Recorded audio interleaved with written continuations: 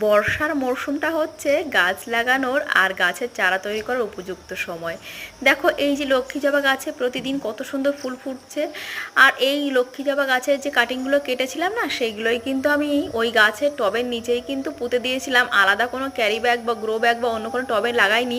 ওখান থেকেই আমি চারা তৈরি করে নেব। দেখো ঝামেলা না করেই আমি যত সহজে পারা যায় তত সহজেই বাগানটা করি, কারণ সংসার আর বাচ্চাদের সামলে আমি খুব বেশি সময় পাই না।